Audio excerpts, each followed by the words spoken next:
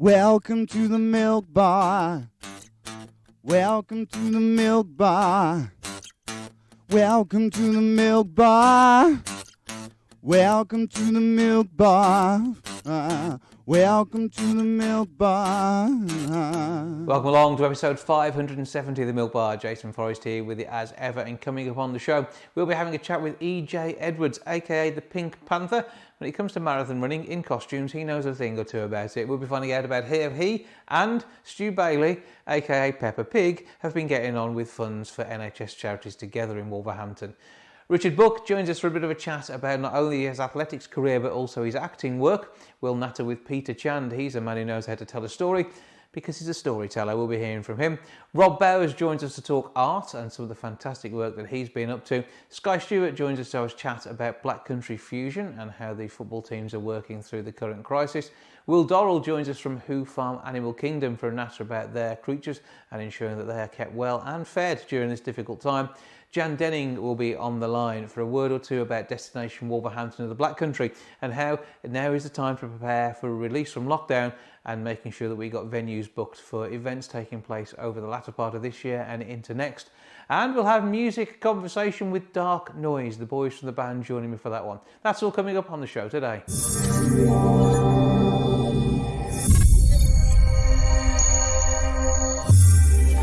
There are tall tales, short tales and long tales in this world, although telling a tale without a script can be sometimes tricky. Someone who knows how to do that is a professional storyteller, all-round nice guy, exceptionally talented Peter Chand, who joins me now. Hello, sir. Hey, Jason, how are you? I'm good, and I cannot undersell what you do. It is amazing the way you can draw an audience in, tell them a tale, and do it from a traditional background. And all this is floating around in your head, isn't it? Yeah, it's telling stories from the oral tradition. So basically, it's hearing a story, sort of filtering it through your own noggin, and then sort of telling it back in your own way. But the great thing is that each time you tell it, it slightly changes depending on the audience, depending on your mood, and depending sometimes on just sort of what's happening in the news. So the fundamental story stays the same, of course, but we have room the freedom to maneuver around it, which I love. That's part of the reason why I became a full-time storyteller like 15 years ago. Well, yeah, you've got a beginning, a middle, and an end, and the journey there is what you make it. And how on earth did you get into storytelling in the first place? Well, it was like a lot of things, Jason. It was by accident, really. It took somebody 3 years to persuade me to go to the storytelling club. And at the time, I was working here at the Manda Centre in Wolverhampton on the lottery. And storytelling, that's going to be for kids, the same kind of barriers that we face ourselves now when we're trying to sort of get people to come to storytelling. But 3 years later, it finally took me to a storytelling club in Much Wenlock, just on the edge. And I was blown away, really. It was like adults telling stories to other adults. A, I never thought that was a thing.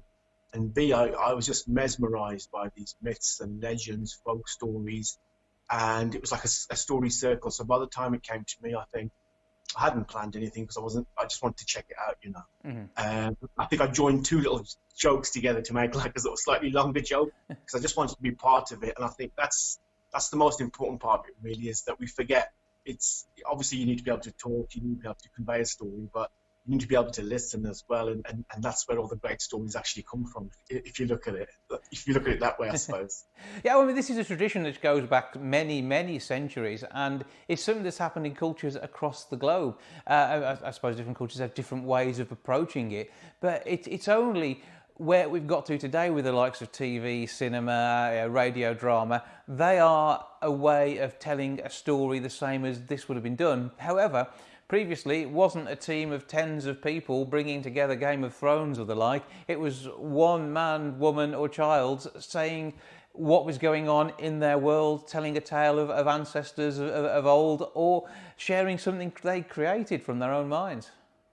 100%, yeah, 100%. It was probably the first form of entertainment, you know what I mean, after maybe beating a little rhythm out on a sort of tree trunk, like a drum.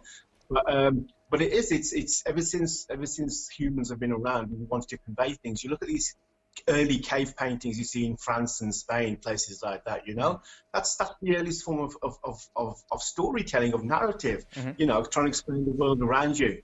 And what I like is, as well, if you think about it, you know, because I also do training as well for a lot of adults to tell stories, and I often say to them, you know, when you look at these cave paintings, so you'll see a person saying, well, listen, I went out hunting and here's the bison or the buffalo, whatever it may be. But you always see it at a scale. So the hunter always looks bigger than what it is in real scale. That's one thing. And maybe I'm wrong, but as far as I've seen, you never see the hunter legging it. You never see the hunter going in the opposite direction and think, crikey, look at the size of that swine. You know, it's always, I stood up to him, I faced him. And I think whether that's facing a bison, or whether it's like a story about somebody being in the deep dark woods and facing their fears, it's just a need. It's a need that we all have, and stories are everywhere, whether it's an episode of EastEnders, for example, or whether it's a Shakespearean play. You know, there's stories, and there's only a certain amount of stories just dressed up in different ways for different times.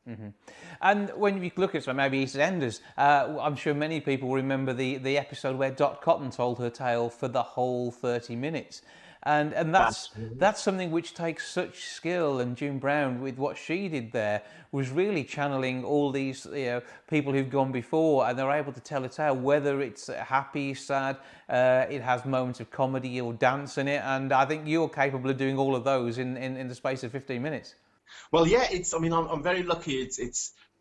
I've got a lot of respect for actors who have the discipline to stick not just to script, but also they have to react, because they say acting is reacting to other actors, to show their emotional reaction to what's happening. And that's the great thing about being a storyteller, is we are able to sort of do it all ourselves, but we don't have necessarily the exact structure. Of course, we know where the story's going, but it's a great skill, and that's a good example. What that episode with Dot Cotton, I mean, that was incredible. That was like that was up there with any of the great plays, and the skill that was involved in it. And once again, if you peel away the layers of the onion, it is basically just storytelling is at the heart of it, and it's suspending your disbelief, and that's the fun part of it as well. I mean, I'm lucky. Sort of 60% of my work is with adults and 40% is with kids. And that's the great thing with kids, when you tell them stories, they are right, absolutely in it. And we hear all the time, Jason, about, the kids in the 21st century are screen-led, and they don't have attention spans. But it's not true.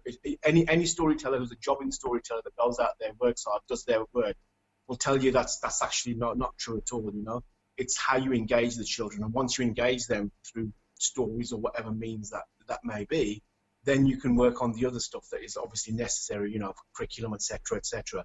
But it's all about engagement, and it's all about, seeing their sort of eyes boggling like this at things that you're telling them, and they could be the most cynical, sort of hard-nosed kids who have got tough lives, and you do meet a lot of kids like that, sadly.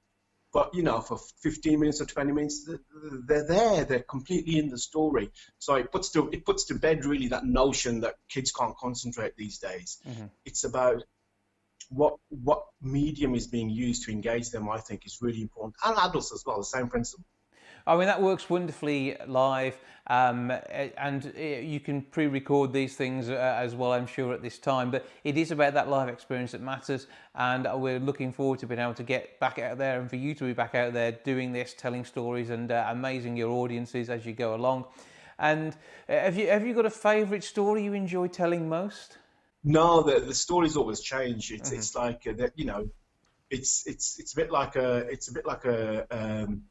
book, you have a favorite book that you pick up and you're absolutely into it, you love it to bits, it's like you're hanging on every word, you reread it, and then sometimes you just sort of, you move on to another book, and then a year later, 2 years later, you see it on your bookshelf and you think, I'll just dust that off, and suddenly you see something else in it, so it's your favorite song, the favorite song that when you hear it you think this is amazing.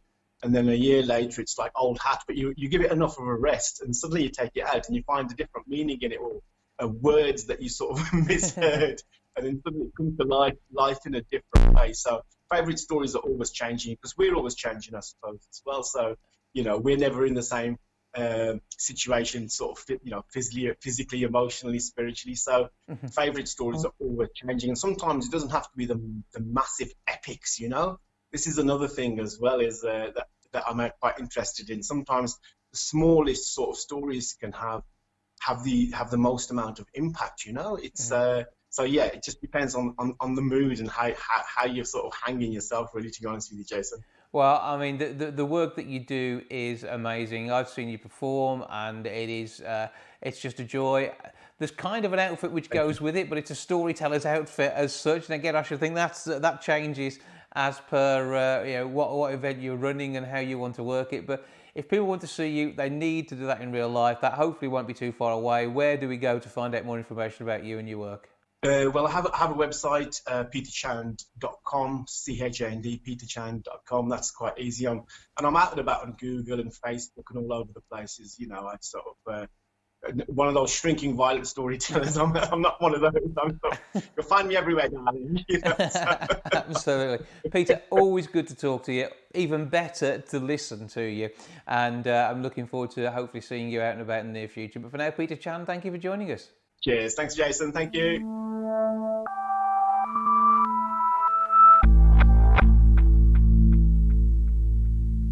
Like all sports, it's been a bit of a struggle for grassroots football, as currently there is no availability to play. To tell us more about what's going on in the world of Black Country Fusion, I'm joined now by their chair, Skye Stuart. Hello. Good morning, Jason. You all right? I'm good. I trust we find you well? Yeah, I'm really well, thank you. Surviving. Which is what counts. So, first of all, give us a bit of background to Black Country Fusion and where your season ended up.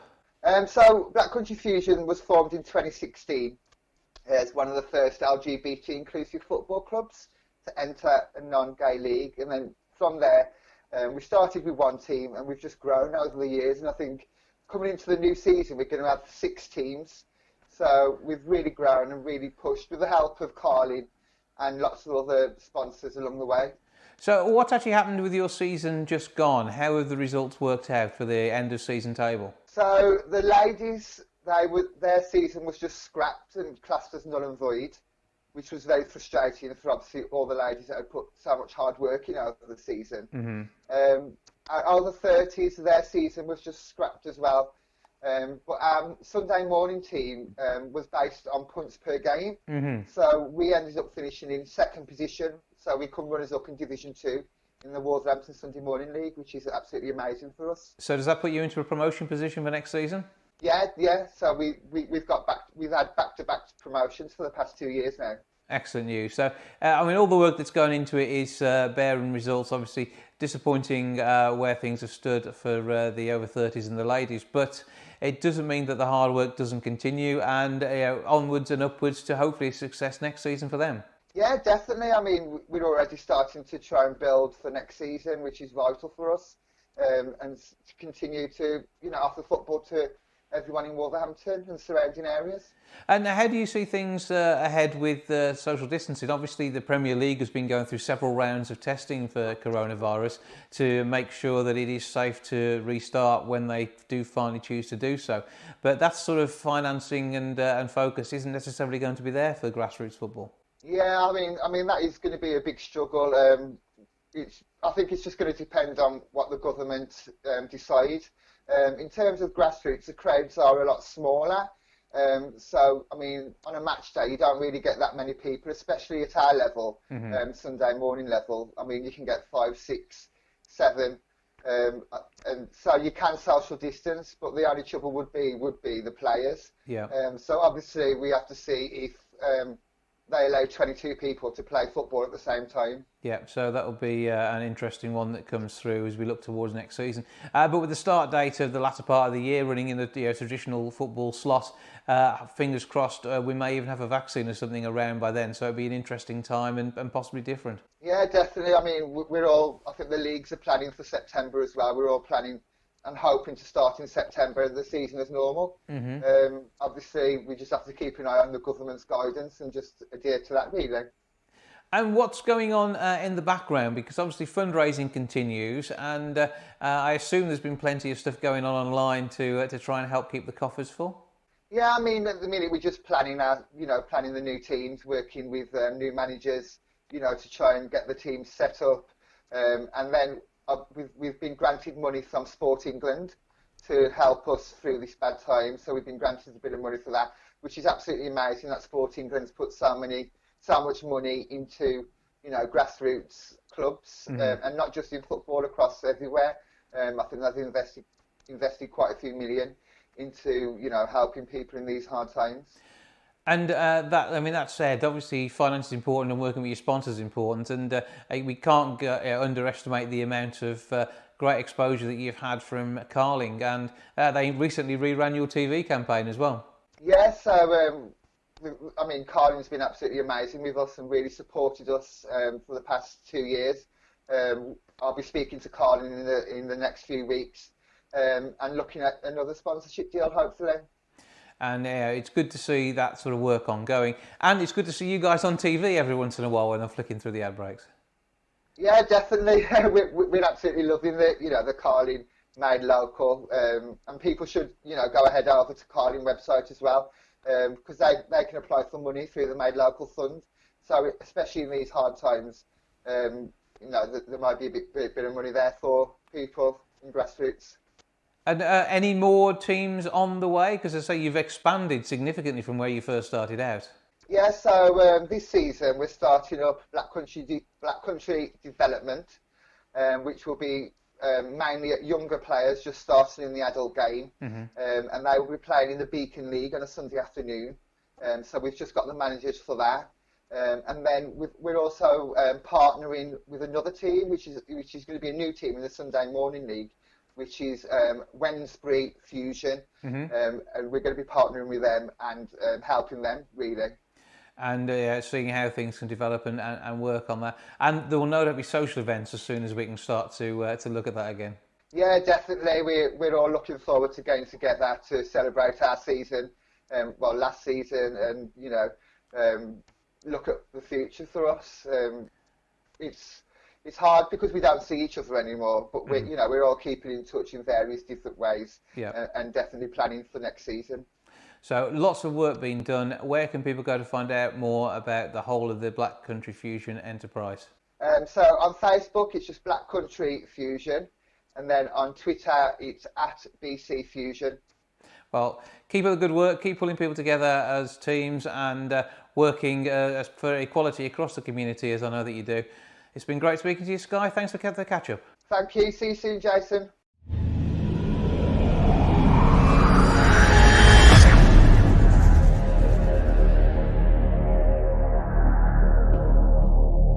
Richard Brooke has spent many an hour in the public eye, whether it's athletics or acting that's brought him to the fore, and so much more besides. He's always a popular fella, and he joins me now for a bit of a chat. Hello, sir.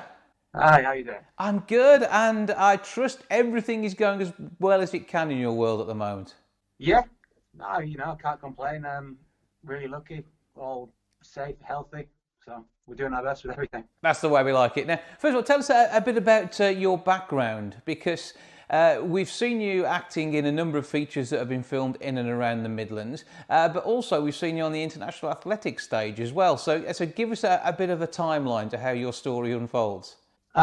Yes, I'm a Yorkshire man from Yorkshire, and I'm back in Yorkshire now. But as I was running from pretty much 2005 until 2015, I relocated down to Loughborough to train with the British team. And then when I retired from athletics in 2015, having had what was quite a good career for me, I moved into Birmingham to go and train as an actor at the Birmingham Royal Conservatoire. And then I did a small spell in London, back to the Midlands, and so I've just kind of kept those relationships going and spent a lot of my acting career actually in the Midlands, which has been really good for me. Yeah, and I mean, we've seen you in some features there that have been filmed locally and have got a nice local feel to them. The House of Screaming Death being one of those. Yeah, Screaming Death, that was a really good one. I had a lot of fun on that. I've worked with a couple of guys from that on subsequent films as well, such as the horror film Clownface and the crime thriller Sustain. So House of Screaming Death was good because it was a great opportunity to get involved in was a really exciting project, and it gave me a chance to meet people and get a few more films further down the line as well. So it was great for a whole number of reasons. Obviously, the industry's on hold just a little at the moment, and we're looking forward to being able to get back and see things running again in the not too distant future. But I mean, when it comes down to the acting, is that a natural jump from athletics? I mean, it's an interesting one. Very often people go off and open sports shops to do training with people and become a PT after their international career is over, and it's a bit of a step, isn't it, to telling stories? Yeah, I suppose it might be. I think everyone's different and unique, and we all have different drives and passions. And I think the main thing for me is that when you're doing something, you've got to feel that it's okay to change your mind or to try new things, and then if you enjoy those new things, to go with them. I think too much as a society and a culture, we kind of label ourselves as what we do. I'm Richard, I'm the runner.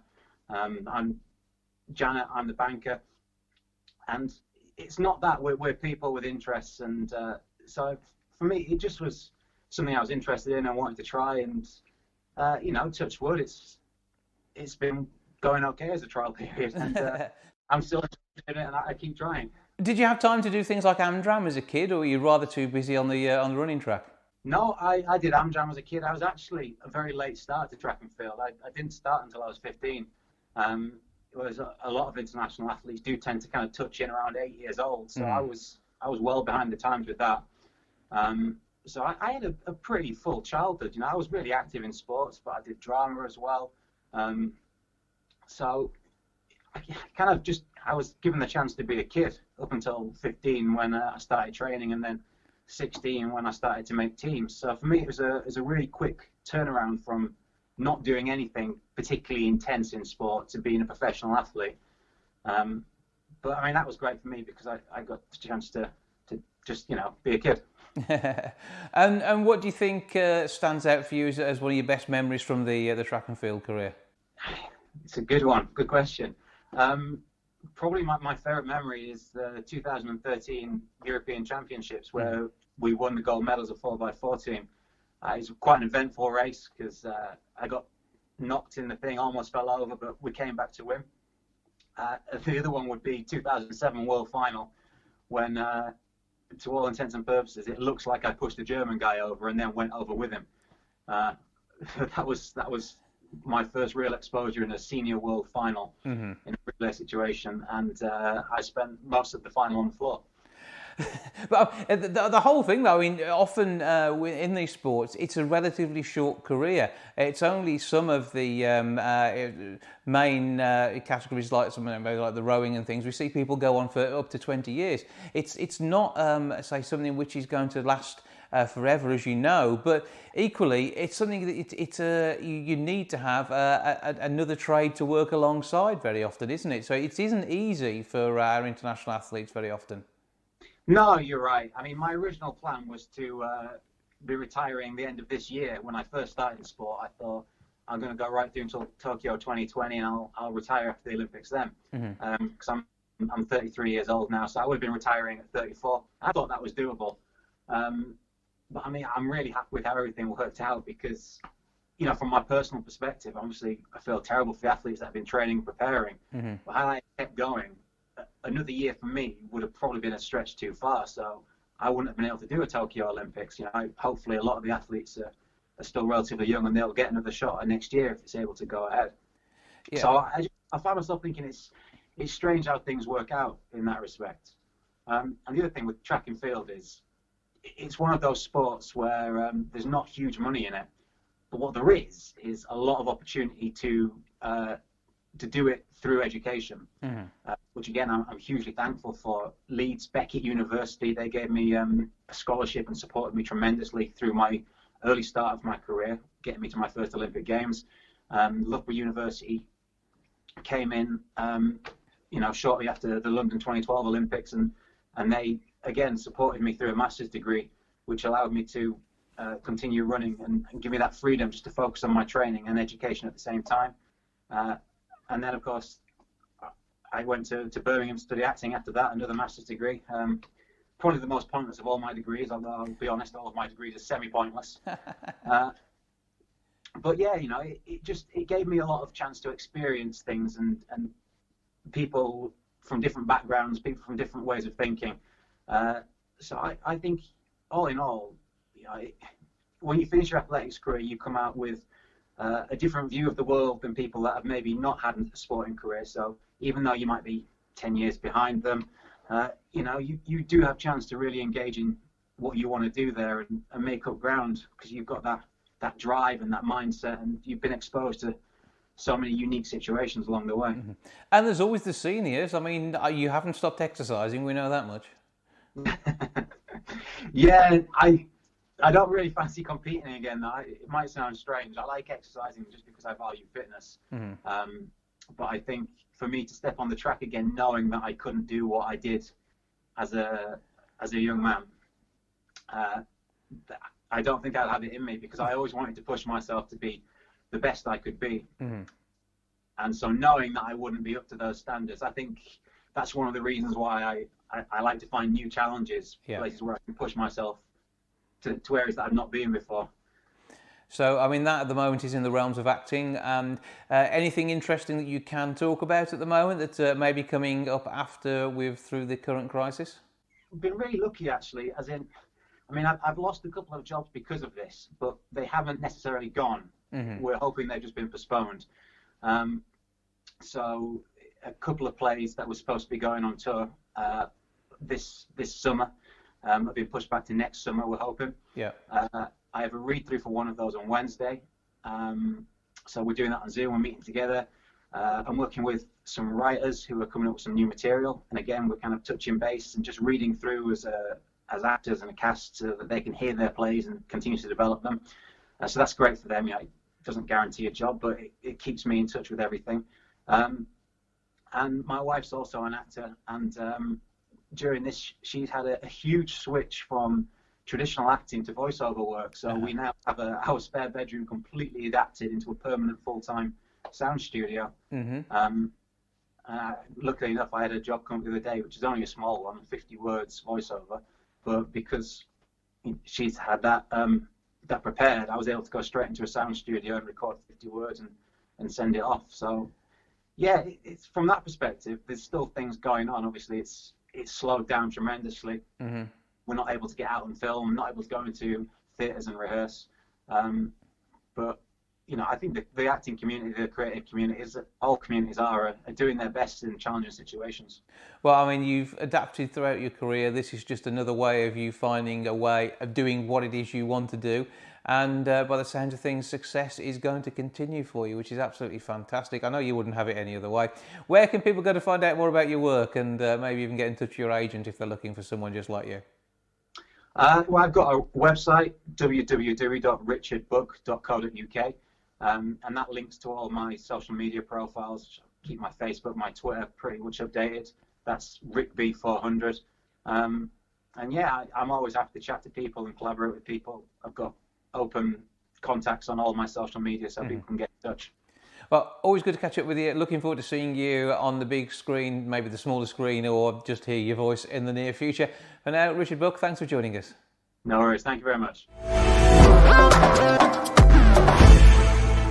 Peppa Pig and the Pink Panther have been out raising funds for many a good cause for a number of years. Currently, they're working on awareness and work for the NHS. I'm joined now by Pink Panther, aka EJ Edwards. Hello, sir. Hello, good morning, Jason. How are you? I'm good. I trust we find you well, and now doing a bit of shopping just at the moment at Budgeons. Tomatoes and mushrooms today. Yeah, but Budgeons have helped a lot with the fundraising and everything else. Amazing. We raised about £11,000 now, and we're still raising as we're going along. So give us a bit of a background to the work that you and Stu Bailey, aka Peppa Pig, have been doing. Yeah, Stuart Bailey and myself, aka Pink Panther, we've been running around Codsall, Bellbrook, Pennyford, Claregate, all around, everywhere, even Wolverhampton, even past the Molyneux. We've been said, you know, like, said hello to everyone as we're going along. At the beginning of the virus,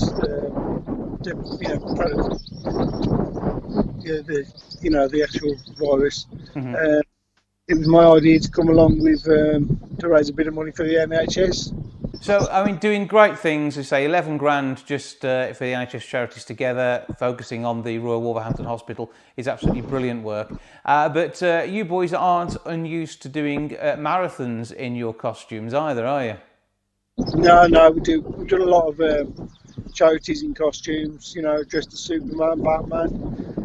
The cool runnings, we got in the Guinness Book of Records in 2014. And this year I should have run as the Pink Panther again, but it was cancelled till October the 4th. So, but hopefully, when it gets back to normal, we can start running again. Yeah, I mean, you've been doing your bit with your exercise in costume very often, putting smiles on people's faces. And I mean, people have been out and about wearing face masks. I think you've got the mother of all face masks when it comes to that Pink Panther head on, haven't you? Oh, definitely. We've been raising smiles on the elderly, the young, and even the next, up and coming school kids, But also the ABC child care who looks after children. We actually stopped there as well. And I mean, what's your personal overall total, if you can work it out? I mean, I know that Stu and yourself have both raised absolute fortunes, haven't you? Yeah. We've raised about £80,000 altogether since we've been running. And that's pretty good going. And without those efforts that you're putting in and the great look of the costumes, etc., it just wouldn't have happened. So, I mean, you're ongoing with this at the moment. A bit more running to do. Have you got a current total you're aiming for? Well, it was only £200 to start off with. And, to go 10 and 11,000 is amazing, And we'll end up about 15,000, probably. Well, fingers crossed you can get there. So, other than nipping into Budgeons, which Budgeons is it, just so people can nip in and make a donation that way when they're doing the shopping? Budgeons in Bilbrook. It's on the Wolverhampton Road, right at the top on the left-hand side. So thanks to everyone down there, as we've already said, the manager and the team doing great things, helping to support you, and of course the customers as well. But people can also give via Just Giving, can't they? Yeah. Peppa Pig and Pink Panther. So just search for that on Just Giving and you can make a donation, or just look for Stu Bailey, EJ Edwards, Peppa Pig and the Pink Panther running on Facebook. And if you're seen out and about, as I say, you've got what effectively is a massive face mask on when you're wearing your Pink Panther outfit. So probably safe to approach and make a donation. There's no scientific guidelines to that, but whatever you do, though, stay safe, enjoy your running, and make sure that you keep doing the good work and helping to raise people's spirits as well as money. Yeah, thanks very much, Jason. Nice one. Thank you. Also, you've got to do a big shout out to the team at the Willows Care Home as well. Yeah, I work at the Willows Care Home in Cudsall. We're all doing an amazing job. We've just done a video, the greatest key workers. Yeah. Look online, see what you can do from there. Okay, so look for that one. We're looking for Willow Care Home. Is that on YouTube or Facebook, or how do we find it? On Facebook and YouTube. The Willows Care Home in Cudsall. Absolutely brilliant. Well, EJ, thanks for having a chat with us. Keep up the good work, and we look forward to seeing you again soon. All right, bye. Thank you.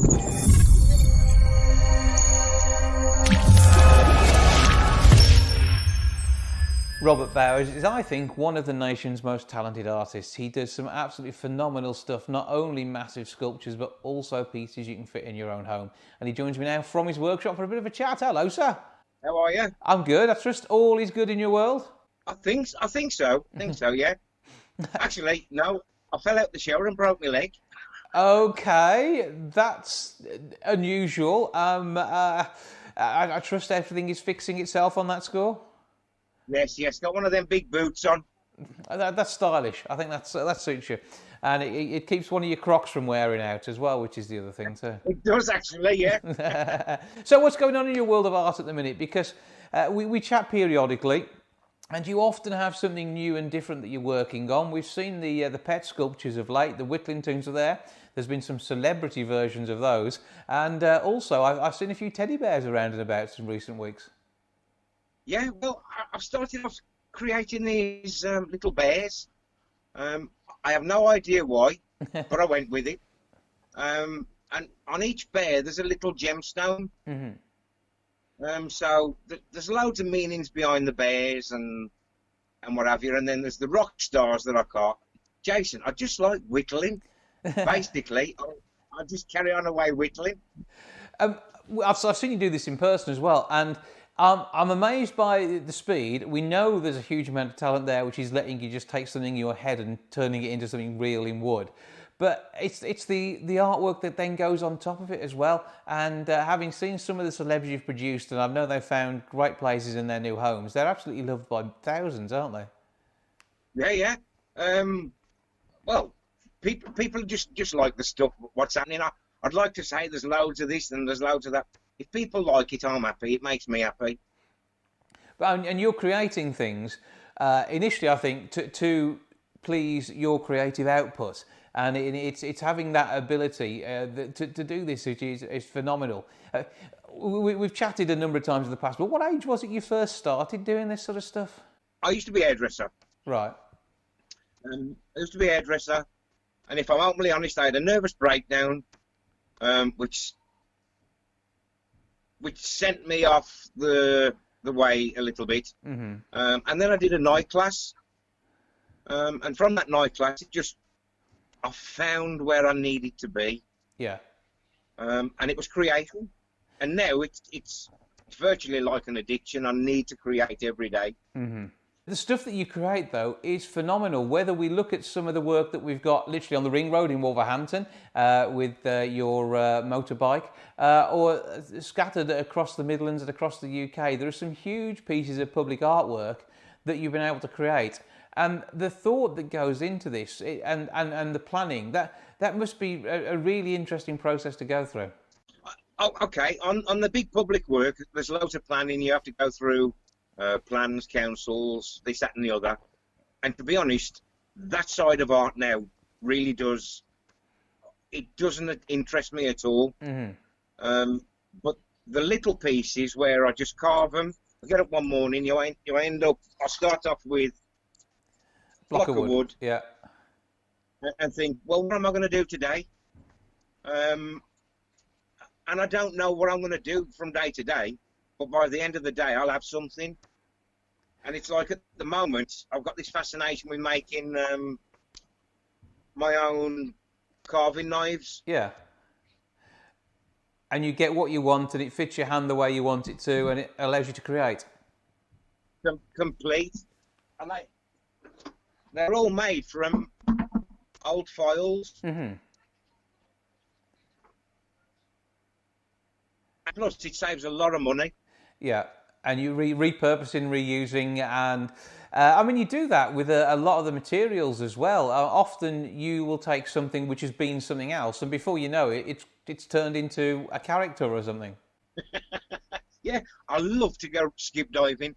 The amount of stuff that people throw away that you can turn into something else, even just from a deodorant lid, that then can become a hat for a character. It amazes me. Fantastic. The stuff that you come up with.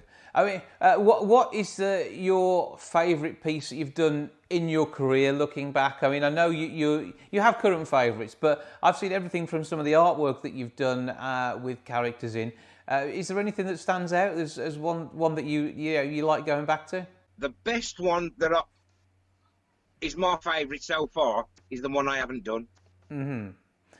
It's the one that keeps me going.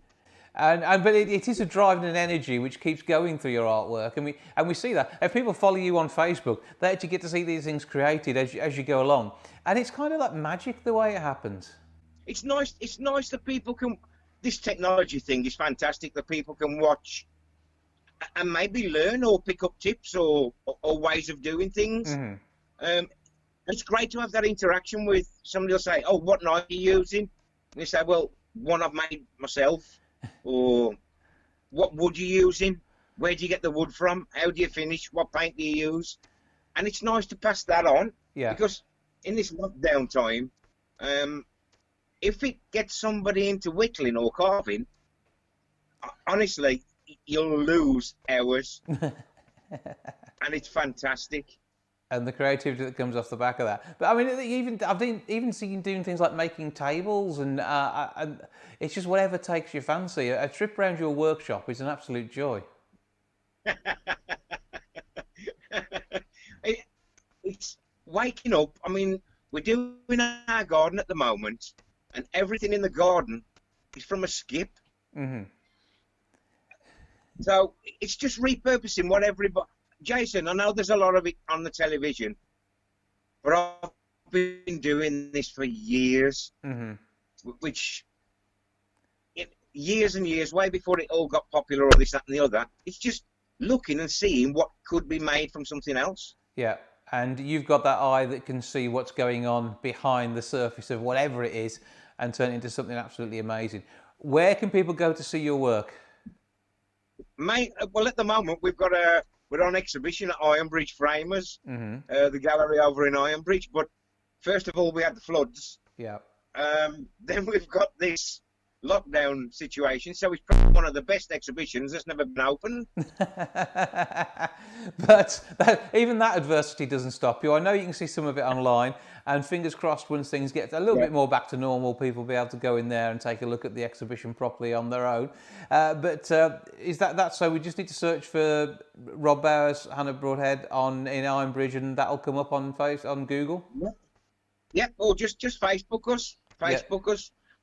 We have had, they're going to open up when they say they can get open up, but it's going to be extended for 3 months, the exhibition. Yeah. Because of the interest that it's had online. Well, that is understandable. Both yourself and Hannah are fantastic artists. We'll have to have a natter with Hannah at some point and talk through her work. So we will get her on in a week or two. But for now, Rob, keep up the good work, keep making it all happen, and we look forward to seeing more of it online as time goes on. Bless you, Jason. Stay safe.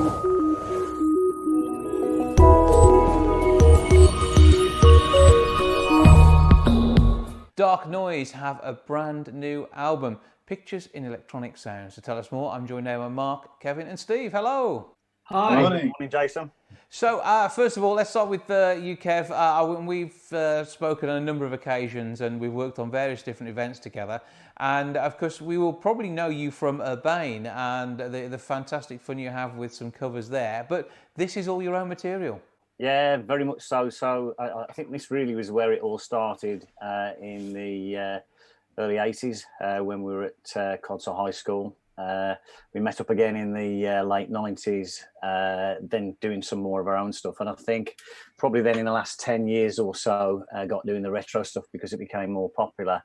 But I think always, and Steve will probably tell you more, but it goes back to a walk in a park that he'll probably be able to tell you what the name of is in Liverpool 2.5, 3 years ago, where we thought, let's have a go at it. Steve? Yeah, that's right. Yeah, we decided to go out and do photos, didn't we? And we said we're a bit fed up with doing all these cover versions of other people's stuff, as entertaining as it might be. But actually, our roots are in doing our own stuff, and that's what we did when we were 13 years old. And that's what we thought we'd resurrect, and that's the way forward from now on. Yeah. Because it's been a few years since the first gig, and a massive gig to celebrate a big birthday as well. And I know that you all enjoyed getting together for that one. And Mark, what are your memories from that? For the 50th, that was a few years ago now, sadly. Yeah. But yeah, for this album, I think all of us were really quite, we had a fantastic experience doing the live shows, but certainly I'd really missed writing new songs, and that has been just a wonderful opportunity with this project. I've loved doing that again. And we've come up with this album, which I'm really proud of. I think it's great. So let's go around the group. Tell us about your role on the album then. Yeah, I mean, you have a look on the album. I think we've all actually got equal rights on it when it makes absolute millions. But yeah, I mainly do the vocals, but I think all of us feature on that, and all of us chipping in, writing songs. But the two main guys that make all the sounds happen are these two guys. But yeah, mainly I'm on the vocals. Mm-hmm. I'd say I'm more on the technical side, so I'm very much into arrangement and production and stuff like that. So, for instance, if Mark comes with some nice melodies, it'll be me who manipulates them into the finished product. Really, that's my main role. That's how I see myself. I mean, do like to get involved in the songwriting, but I absolutely love the production process, taking an idea and turning it into that finished track. I like kicking off the songs, actually, coming up with the ideas and getting a basic track. So we all have our roles, really, and I think we gel quite well in that sense. We all like different parts of the process, so so it works well. The roles aren't exclusive. We kind of mix and match a little bit, but those are kind of the dominant features of each of us in the group. Yeah, I think after 40 years, I think we can all actually pretty much tell each other how we feel about stuff without any real concern, because the relationships are so deep. We can't even remember necessarily where we met or how we got into all of this, but it certainly all, I think, as these two guys say, it all just works. We fall out, we make up, and we then end up with something in terms of production that's like this. But I think at the base of it, much more important than the album is actually the deep relationships we've actually got throughout all of our lives with families. And I see that sort of family time as well. I know the whole family enjoy coming to see you when you do perform as well. I mean, you can almost fill half a room with just the families between the three of you. Oh, that'll be Kevin. Kevin's got the massive family. Yeah. Mark and I don't have that many relatives left. No, I think the reality of it is, in Wolverhampton and the surrounding areas, there's a lot of people certainly that Rachel and I know. And obviously Codsall is pretty much where this all started. And massive amount of support in life and with this and these projects. Occasionally Rachel actually say to me when she sees some crackpot ideas the three of us comes up with, she'll say, "There are no words. What are you doing? You guys are in your early mid-50s, but hey, we get up every day and we go to work. You do the normal grind, and then we have this as a fantastic hobby to take you away from that. And that really is the spirit of it. It's not to be rich, it's not to be famous. It's very much to cement the relationship and to take yourself to very much a different place to your normal daily grind, really." And alongside that, though, there is the entertainment for everybody who hears and sees what you're doing. Actually, the project we aim to do is to get a vinyl record, which we haven't told Jason that yet. So we've, for the first time, actually produced some music on vinyl. So that was what we set out to do. We've done the work musically and the artwork, and we've put it out there. But I think now it's waiting on people to find it. So I don't know quite how we achieve that. Well, there's always a strong brand with what you do, and so we can look forward to enjoying that. I mean, I can just imagine it's going to be some sort of fluorescent or crazy coloured vinyl, which is going to finally grace people's record decks in the time to come. But where do we go now to find out more about the music, download and buy, and share with our friends and family? We've got a website. Well, I think Spotify, Apple Music, Amazon. They've searched for Pictures and Electronic Sounds or Dark Noise, and it'll come up. That's the easiest way. So check out the details there. But as I say, something that's online for now will be a physical thing that you can hold and play and enjoy, and also autograph in time to come. But for now, thank you, and keep up the good work, boys. Thank you very much, Jason. Thanks, Jason, as always. Thank you. Yeah.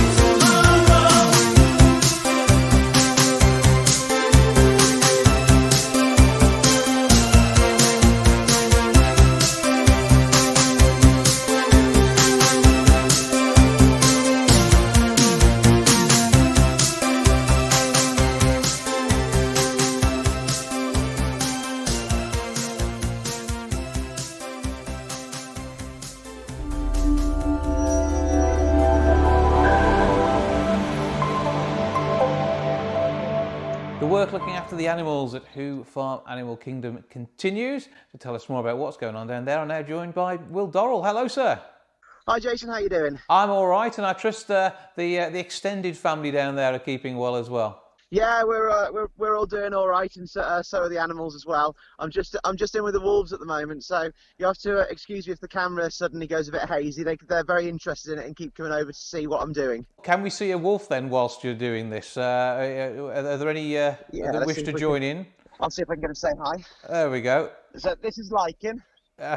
Thank you. Good point. I know. Good point. This is Lichen. So Lichen is actually a wolf dog. So he's a cross between a German Shepherd and a wolf. And the one just behind him is Tana, who is a pure grey wolf. So yeah, they're both very, very friendly, as you can see. Yeah. Sometimes a little bit too friendly when it comes to cameras and things like that.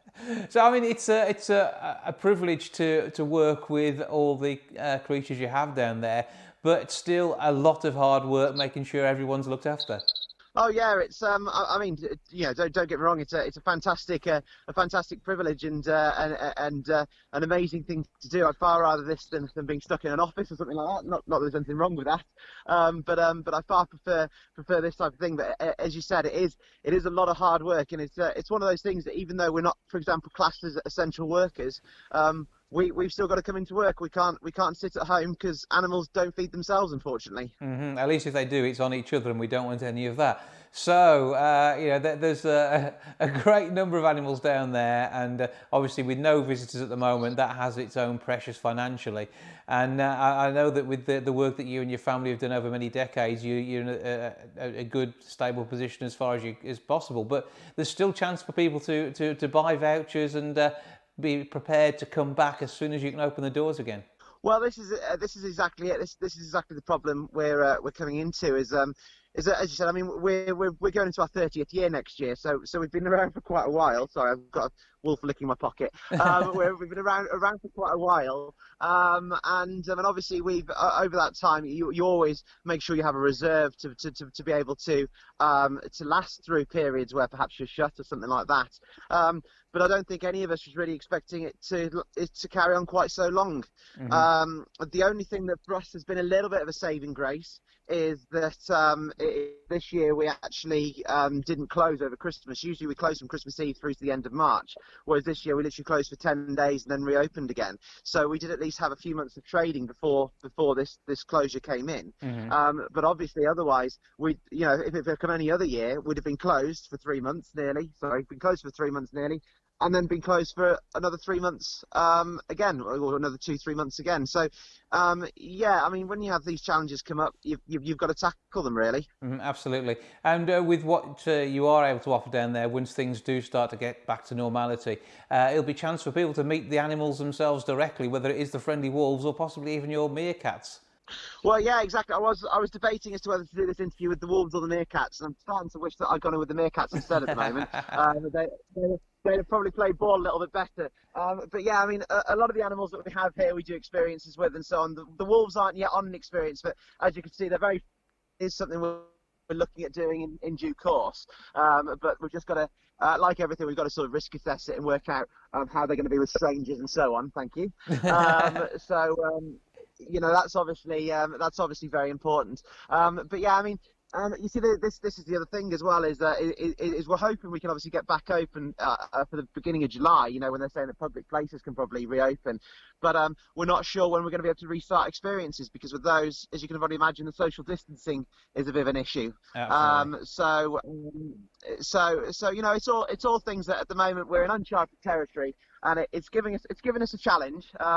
But at the same time, we always enjoy a challenge, so you know, I'm sure we'll bounce back from it afterwards. Absolutely, and so with the number of animals you got down there, it's great just to take a walk around the park and enjoy. I mean, how many different species are you looking at the moment thereabouts?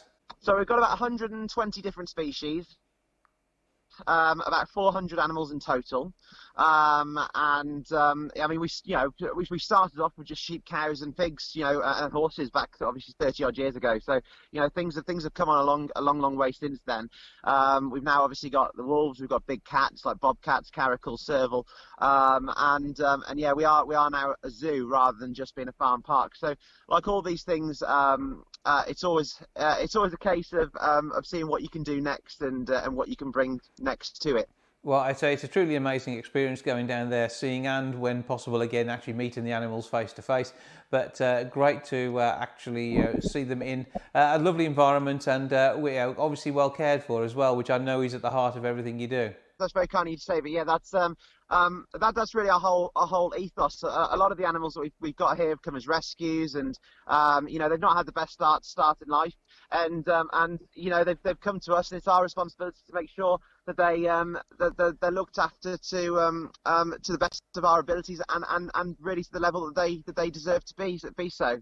I mean, I think it goes without saying that at the moment, none of what we're sort of going through at the moment would have been possible to have survived if it wasn't down to the generosity of people and customers and so on. I mean, we've had a Just Giving page going on, which has reached nearly, sorry, I'm getting mobbed now, a Just Giving page going on, which has reached nearly £10,000. And, oh, thank you, mate. We'll stand up. £10,000, which is always nice and helpful. And then also food donations and stuff like that. Sorry, I don't know if you can see. He's trying to steal my car keys, but we can't let that happen. So obviously all these donations are hugely helpful because we only have we always work up on basis. We have about 10 weeks in a year to make any money because a lot of the time you're quiet, and then those 10 weeks in the year are your summer holidays and Easter holidays and so on and so forth, which is when you make the money to be able to look after the animals through the rest of the year. Well, obviously we've already lost the Easter holidays, and the summer holidays is going to be debatable as to whether people want to come out. So obviously all these sorts of donations and this sort of charitable help has been huge, and will obviously go a long way to looking after them. Well, that can be done, and can that be found via the Who Farm Facebook page? Yes, yeah. If you go onto the Who Farm Facebook page or the Who Farm website, there's in the Who Farm website up on the top right-hand corner, there's a link for Support Us, and that will show the various options if people do want to help out. At the same time, we obviously know it's difficult for everyone at the moment, so we appreciate any people are able to give. And if people want to book tickets in advance, they can do so?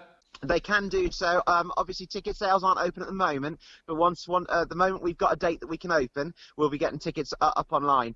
I would advise people that once we get them online to book in advance, because I strongly suspect that we'll probably only be able to start off with on pre-bookings, so that we can manage visitor numbers through the door. Obviously, we don't want to have the situation they've got at the beaches at the moment. So so I would advise once we can get the tickets back open to book your tickets online. So look for Who Farm and give us that web address. Yeah, that'd be helpful, wouldn't it? So the web address is www.whofarm.com. So whofarm.com. Check the details there. For now, Will Dorrell, thank you for joining us. No worries. Thanks very much, Jason.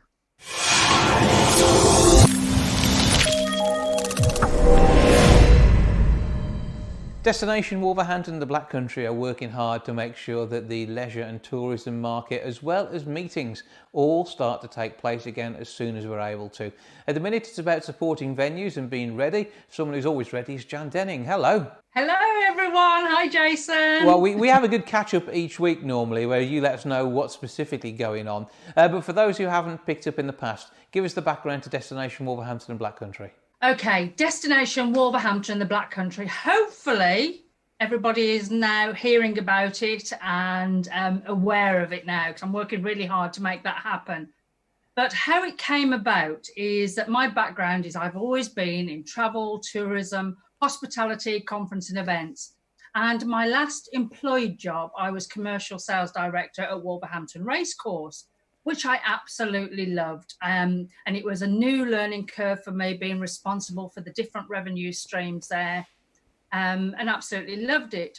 And I loved also the area of Wolverhampton and the Black Country. And I'd not actually worked in that area before. I was always more Birmingham and London based. So it was a new experience, if you want to put it that way, to work in Wolverhampton, the Black Country as well. But during my time with the racecourse, I realised that there was, and I met some great people, made some great connections as well. I think that's one really unique thing about our region is the people. Yeah. Really, I don't think there's anybody like us in the world. I think we're all fabulous. I am Black Country, by the way. I know you can't always tell by my accent. Anyway, at my time at the racecourse, I realised this massive gap in the region, in the marketplace for leisure and business tourism, particularly the business tourism. And by that, I mean conference meetings and events. And I thought, we're really missing a trick because nobody is really concentrating on driving awareness and driving new conference meeting and events inquiries into our fabulous hotels, venues, attractions. He was actually focusing on doing that. So it was at the back of my mind all the time. And I thought, you know what, Jan, put your money where your mouth is. And I then did loads of research, and Destination Wolverhampton and the Black Country was launched. And it took me a little while to get there as well, because I was like just penning ideas really. And I thought, do I become an ambassador? And I thought, one, that sounds really pretentious. I thought about, does that mean I'll have to wear a sash? And I thought, no, I really don't want to wear a sash. I can see you in a sash. I think that would work. Maybe I'll get one after this then. We'll get a gold and black sash that I'll always wear. I've got my gold and black on today, by the way, especially for this broadcast. Yeah, matching the branding. So, I mean, when this came about and the work that you put into it, obviously you were met with enthusiasm from people across the tourism sector. And in part it's because if businesses want to come to the Midlands, we've got great road links around here, they think of Birmingham maybe first because of the effort that's gone there, Britain's second city. But we're not part of Birmingham, we're something different, we're something special. And if you come across anywhere in the Black Country or Wolverhampton, you're going to get a whole different feel to it and see something different. And there is that chance that could actually make a difference to your business meeting. Absolutely, you've hit the nail on the head. Because we're local, and probably the people that we're talking to are local. We all know where Wolverhampton and the Black Country is. A day doesn't go by when I'm speaking to agents and businesses who are booking conference meetings, events, or tourist stuff, and they say, "Oh, we put loads into the Midlands," and I go, "Yeah, that's fantastic. I'm so pleased that you are putting so much business into the Midlands." So then I just delve a little bit further and I say, so where in the Midlands are you booking? The Midlands is a big region and people are always aware of that. And what I've realised is that when you say the Midlands to somebody outside of the Midland region, it's Birmingham. And that's all the business goes, or a lot of that business goes there. However, the one thing that we need to be clear is that we're not Birmingham and we're not competing against Birmingham. This is to work collaboratively, and there's never been a more important time to work collaboratively and keep it within our West Midlands region. But we're not Birmingham, and as you've just alluded to, we have a unique offering. We've got some great hotels and venues, certainly my favourite theatre, the Grand Theatre, which we're all really proud of, and a vital part of the community as well. Yeah, and people don't necessarily think about the fact that actually it's a theatre. You might be looking for a theatre style venue. Don't go theatre style, go theatre. Exactly. And they've got all the audio visual stuff already all set up there. I mean, it's a conference event dream really, and 1,200 seats. It's superb. And they'll need that support more than ever right now. We all do. And I know that I'll touch on what support we need moving forward after this COVID stuff. Yeah, absolutely. And I would say the university keep going back for graduation days. It is that sort of special venue, and it can have some magic when you have an event. And as we've been talking about over the last few weeks when I've spoken to you on air on WCR about making sure that we are supporting, now is the time to book and book in advance. So this is your chance to do something to get around the COVID crisis. Yeah, absolutely. And that's kind of in the recovery plan that we've put together. We've put together, in fact, I've got it here, this emerge document where we share this with the industry nationwide, really, not just Wolverhampton and the Black Country, but it's important that, the hotels, venues, attractions, stadiums now are all planning for this emergence, which they are all doing in the background. But what we need for our region right now, because this is such a challenging time for everybody, but for certainly that hospitality sector, it's been hit really hard. And we can all make a difference by supporting it now. We need to all emerge out of this. And you can do that by, if your company books conference meetings, events, training sessions, gala dinners, sales meetings, any of that, then book them now. The venues are being really flexible on cancellation charges, because I know that that's one of the concerns. But how about if we do book for October or November or even next year? What about if we have to cancel because of something like this? Well, the cancellation terms are being really flexible. So, I urge anybody that's needing to book those events, book them now, ready for the future. Don't be worried doing that. We talked about some of your favourite bits of the area, and I know you work closely with the Grand Mount, obviously Molyneux too, and the race course, and obviously all of these are venues that have different sizes they can accommodate. But there's the opportunity for smaller companies and venues to get involved. And if somebody out there has an offering that normally may have been full, and now they're worried about what's going to happen, become part of the collective and talk to you about getting involved with the bigger picture. Yeah, absolutely. And, we mentioned like the race course and the theatre having this massive capacity. And we also work with the 4-star Mount Hotel as well. But also, your meeting might only be a small meeting. We also work with Casino 36. So, what a unique venue that is. Mm-hmm. It's not all about gambling. It's a great venue. The champagne bar is just lovely for a small, intimate meeting. Absolutely superb. So we do have something for everyone, for sure we do. Yeah, cost-effective meeting space and time to think about getting people together. There will be a need to get people together, and equally you'll be needed to think about social distancing, and it could be your own work environment isn't able to cope with that so easily as ensuring that all your delegates are at least 2 metres apart. And I think that's going to go on for some time as well. So, it is about thinking about a venue that you can use where you can use it safely, and you've got the professionals who are there, part of the hygiene team, making sure that there is deep cleaning between events, and make it simpler for your workspace by using somewhere outside. Yeah, absolutely. And all of that work is currently going on at every single hotel, venue, stadium. That is all going on in the background now. For example, just this week, actually, the Mount Hotel in Tettenhall, they've got new processes that they'll be launching in readiness for reopening, including this massive investment that they have for thermal imaging cameras, mm-hmm. which will capture 30 people at any one time entering the building, and it will identify anybody that has a temperature.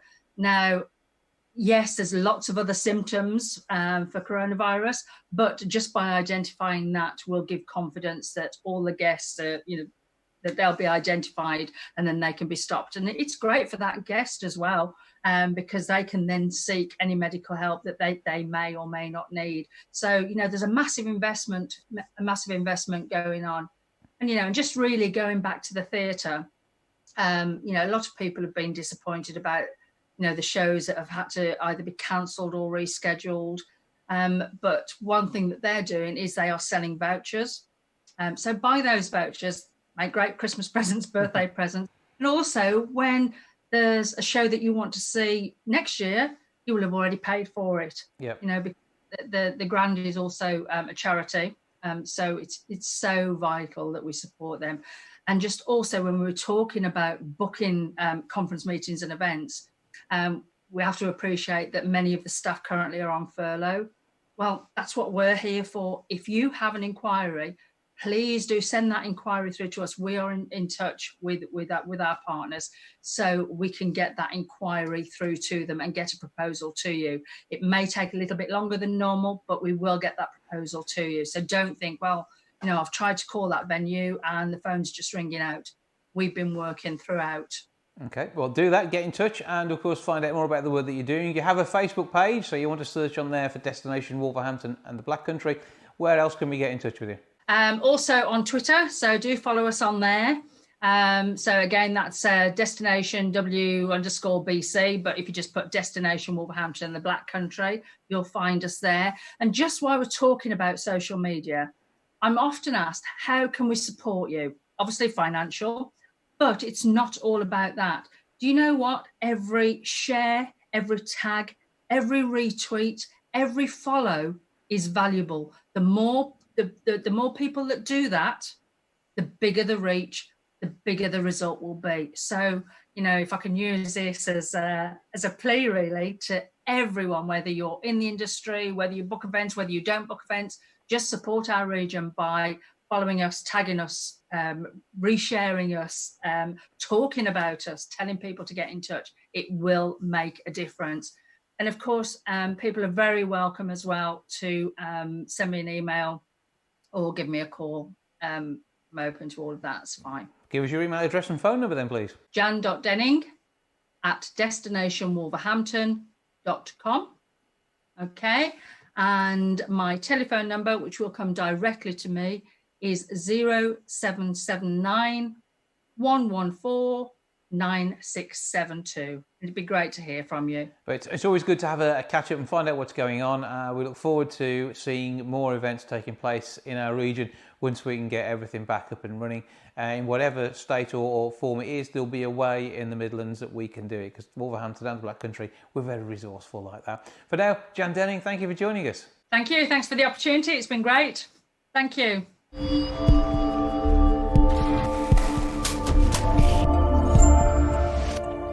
Well, that's a lot for this week. Thank you so much for joining us. Back with episode 571. And if all goes to plan, it'll be a bit of a special theatre show next week. I'll see you then. Ta-ra for now. Goodbye from the milk bar. Goodbye from the milk bar. Goodbye from the milk bar. Goodbye from the milk bar. Yeah. Goodbye from the milk bar. Yeah.